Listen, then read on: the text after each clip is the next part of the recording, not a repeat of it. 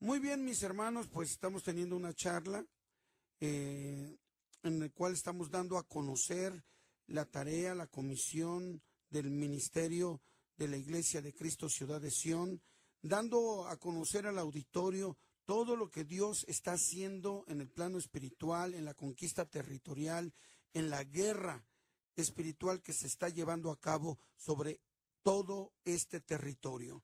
Le invitamos a nuestros hermanos que están escuchándonos por YouTube, que continúen no solamente escuchando la primera parte, sino continúen escuchando la segunda y la tercera parte, que es el término de esta tan amena plática. Hermano Alfredo, continuamos. Sí, mi hermano, a mí yo le voy a decir algo, y usted va a sentir exactamente lo mismo. Para nosotros es bien importante, nos hace sentir muy bien saber que allá afuera nos están escuchando, que esta obra que le está costando al Ministerio Ciudad de Sión está siendo fructífera. Y les voy a decir algo, mis hermanos que nos escuchan, este fruto que recibimos son sus necesidades, son sus saludos, son saber que ustedes están escuchando lo que Dios tiene para ustedes esta mañana, y con eso básicamente nosotros nos sentimos completos, ¿no? Márquenos al 1035-0043,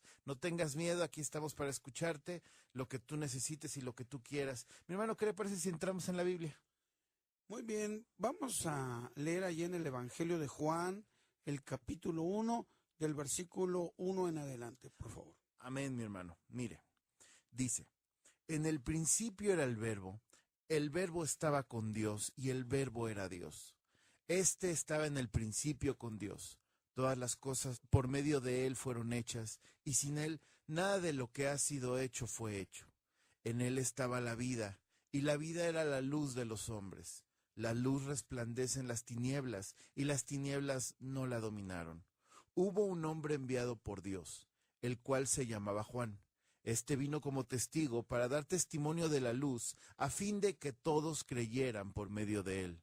Él no era la luz, sino un testigo de la luz verdadera que alumbra a todo hombre que venía a este mundo. En el mundo estaba, y el mundo fue hecho por medio de él, pero el mundo no lo conoció. A los suyos vino, pero los suyos no le recibieron. Mas a todos los que lo recibieron, a quienes creen en su nombre, les dio potestad de ser hechos hijos de Dios. Estos no nacieron de sangre, sino por voluntad de carne, ni por voluntad de varón, sino de Dios. Amén, por voluntad de Dios. Muy bien, que tomamos esta cita porque estamos hablando de revelación, revelación de la palabra. Estamos hablando de un entender, no solamente quedarnos con el conocimiento, sino ir a una revelación para poder tomar el rema, esa palabra que da vida, que habita en ti, que te fortalece, que te bendice, que te restaura. Para la gente que nos está escuchando, mi hermano, explíquenos qué significa la palabra rema. Rema significa aquello que está oculto en la palabra, pero que existe, está ahí, y que solamente lo puedes tú ver, observar, entender, si te ha sido revelado. Las profundidades de Dios. La profundidad de la palabra. Amén, amén, amén. Y esa palabra es la que te da vida. Cuando hablamos solamente del verbo, de la palabra como conocimiento, estamos hablando de logos. El logos y el rema de la palabra. Hay dos líneas, dos caminos. Cuando solamente adquirimos conocimiento, es logos. Pero cuando ya entendemos la profundidad de Dios, lo que Dios nos quiere hablar a través de su palabra, estamos entrando al rema. Pero para pasar del logos al rema, del conocimiento a la revelación, a la palabra que da vida, tenemos que cruzar por una puerta, y esa puerta es el es la revelación. La diferencia entre logos y rema podría ser que el rema es el que traduce da fruto de un cambio real en tu vida, claro. ¿Correcto? El conocimiento no provoca el cambio. Exactamente. Pero necesitamos el conocimiento para pasar a la revelación. A la revelación. Si yo no tengo conocimiento, no va a haber revelación. El conocimiento es el escrito está, la palabra de Dios, tal como está escrita. Pero eso me da el fundamento para pasar a la revelación y de la revelación al rema de la Entonces, palabra. para lo que nos escuchan allá afuera, a lo que aspiramos de parte de Dios es que toda la palabra nos haga rema, nos sea revelada y podamos tener un cambio verdadero en nuestras vidas, ¿correcto? Así es, necesitamos forzosamente pasar del conocimiento a la revelación y de la revelación al rema de la palabra, porque de esta manera esa palabra nos va a fortalecer en toda prueba, en toda adversidad, en toda condición adversa, en todo aquello que el enemigo nos quiera detener. Como ya vivimos el rema de la palabra, vivimos una fe activa, una fe grande, y no hay nada que nos pueda detener. Cuando solamente vivimos el conocimiento y no tenemos la experiencia del rema, no tenemos la experiencia a través de la revelación, mi hermano, sucede algo tremendo. Cualquier prueba, cualquier adversidad nos detiene. Ajá. Apóstol, entonces, respecto al texto que acabamos de leer, ¿cómo puedo yo captar la revelación, el rema de Dios respecto a esto que acabamos de leer? Entendemos aquí en esta porción de la palabra que el verbo es Cristo. Ajá. Y que Cristo ya existía en la preexistencia antes de la fundación del mundo, antes de crearse todas las cosas que hoy se ven, de lo que no se veía. Uh-huh. Cristo ya existía. Amén. Y todo fue hecho por Él y para Él. Necesitamos nosotros tener esa revelación a fin de entender la existencia de nuestro Dios trino, el Padre, el Hijo y el Espíritu Santo. Pero también dice la Escritura que a los suyos vino y los suyos no le recibieron. ¿Por qué no le recibieron? Porque no les fue revelado. Exactamente. Al no serles revelado, lo rechazaron.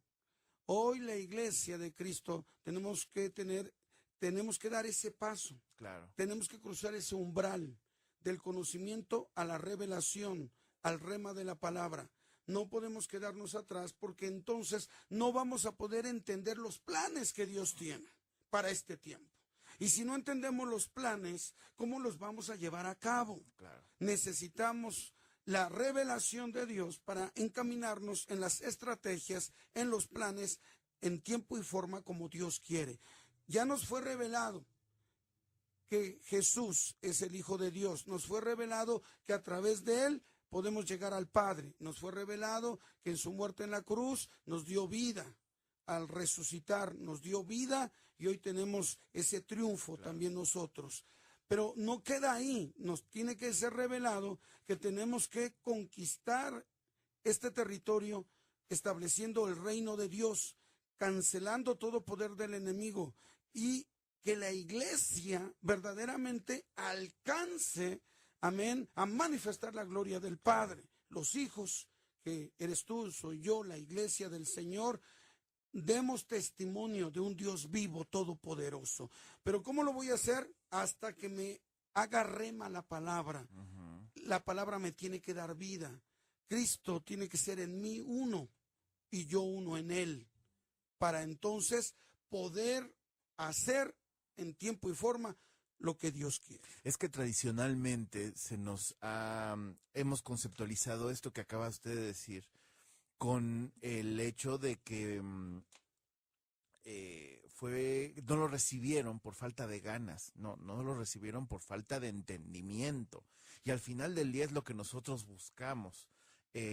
Nosotros buscamos el entendimiento de Dios, la ciencia de Dios, para poder así recibir esta revelación de Dios que nos ayude a encontrar nuestro destino en el Señor, que nos ayude a encontrar algo, ese algo que Él nos puso en nosotros, por el cual nosotros vamos a alcanzar la plenitud en el Espíritu y la plenitud en el destino de Dios, trabajando para lo que fuimos hechos, mi hermano. Esto es bien importante. Si seguimos leyendo, ajá, vamos a leer del versículo... Del 14 al 18, ¿correcto? Sí, al 17. Al 17, perfecto. Y dice el 14, y el Verbo se hizo carne y habitó entre nosotros llenos de gracia y de verdad. Y vimos su gloria, gloria como del unigénito del Padre, Juan testificó de él diciendo, este es quien yo decía, el que viene después de mí, antes de mí, porque era primero que yo. De su plenitud recibimos todos, y gracia sobre gracia. Nosotros tenemos que entender que nosotros estamos aquí no por voluntad de carne, Exacto. estamos por voluntad de Dios. Fuimos engendrados por voluntad de Dios. Y estamos aquí para desarrollar un propósito divino. No estamos aquí por casualidad. No estamos aquí ni siquiera por voluntad de nuestros padres naturales. Estamos aquí por voluntad de Dios, para desarrollar un plan estratégico en el entorno, en el plan total de Dios sobre esta tierra. Entonces, lo primero que necesitamos es tener vida a través de su palabra. No podemos quedarnos en el conocimiento, sino ir al rema, a vivir en su revelación cada día, cada día. Esto nos va a llevar a una plenitud. No podemos conformarnos a un entendimiento de un 10, 15, 20%, porque eso va a detener la plenitud de Cristo en nosotros.